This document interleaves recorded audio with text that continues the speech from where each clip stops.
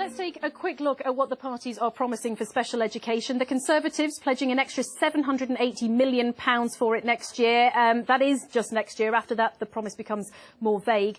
Labour, the only specific mention for this sector is for extra special needs coordinators.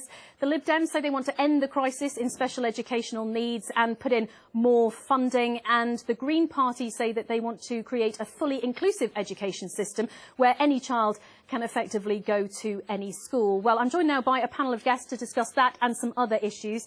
Ches Webb, I'm going to start with you. You run this centre and some of the others. What does the next government need to do if they are going to improve the situation for students who have special educational needs? I think we need to look back at 2014 when we had the new Code of Practice for special educational needs and introduced education and healthcare plans, and it was supposed to be the all singing, all dancing, this is what education is going to be. We've just had the Select Committee report in the last couple of weeks, and I know it has a phrase in it, did we have to wait 5 years to judge the chaos that this has created?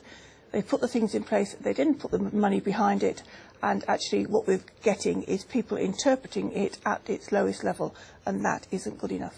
To have just enough, almost appropriate, not quite enough provision is... I don't think anyone would argue that these young people need the support. Yeah. They should have absolutely the same opportunities as everyone else. But, you know, you and I both know it is more expensive. Where would or should that money be coming from, do you think? Well, we need to get some from education. So education funding needs to improve and needs to be much more needs-based for the young people. So at the moment, they've just changed the way they look at needs-basing for our young people in Northamptonshire. But actually, what they've done is they've changed the thing, but they haven't changed the pot of money. So all they've done is different formula. So if you were a school that got this much before, you might get a bit less, you might get a bit more. But it's just moved it, yeah. So if I'm a winner, somebody else is a loser.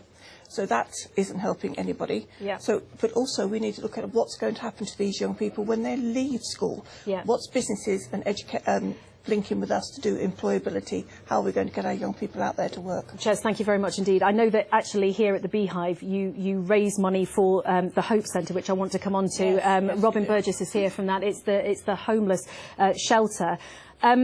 We know that there are around 800 people sleeping in temporary accommodation in Northamptonshire. We know that there are around 100 sleeping rough. We look at the weather outside, it's absolutely appalling. The parties are promising more housing. Is that the solution? Yeah, I mean, it is obvious, really, that housing is the solution to homelessness because people are only sleeping on the streets or in temporary accommodation because there is a shortage of truly affordable housing. And by that, I mean social rent housing. Unless we have access to housing at scale, we are never going to solve homelessness. But that is the same issue around the country, and yet here in Northampton the levels of homelessness do seem to be higher. Do we know why? I think it's a set of complex factors that have led to that. Some of it has been about previous policies adopted by the Borough Council and others. Some of it is responsibility of national government. Some of it is due to the demography of Northampton, its proximity to London, the volume of Eastern European migrants who sadly have fallen out of the job market and are on the streets.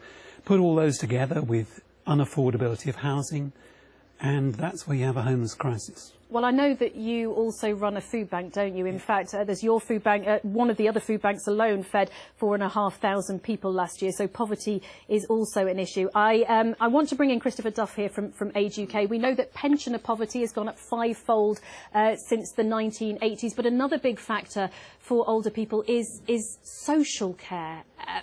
What does the next government need to do about this? Social care, we're facing a perfect storm in social care. There's a crisis now because over the last few years, the amount of money that's gone into social care has consistently declined, whereas the need, as the population has increased, has continuously gone up.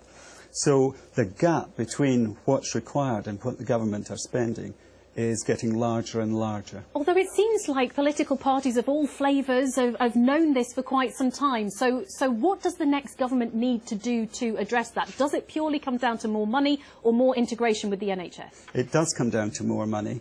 They need to put another 8 billion nationally into social care.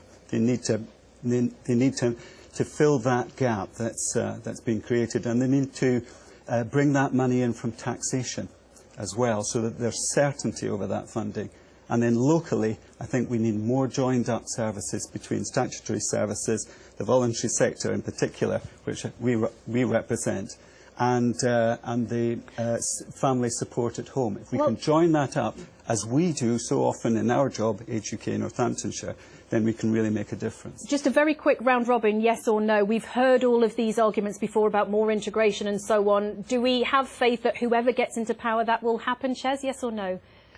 I think it will be interesting to see how they manage it, because up till now they haven't managed to. OK, Robin, yes There or are no? some major issues in Northamptonshire itself with the creation of the new unitary authorities, which are important. OK, thank you all of you for joining us on the programme. I really appreciate your views. I know that social care is something that you are also asking questions about at home. Nabia and Ben are here now to give us some of your questions and answer them for us. Nabia. Well, that's exactly right, Janine. We've had quite a few of you getting in touch with us today, so we've got our political correspondent Ben to hopefully answer as much as we can. And let's stick with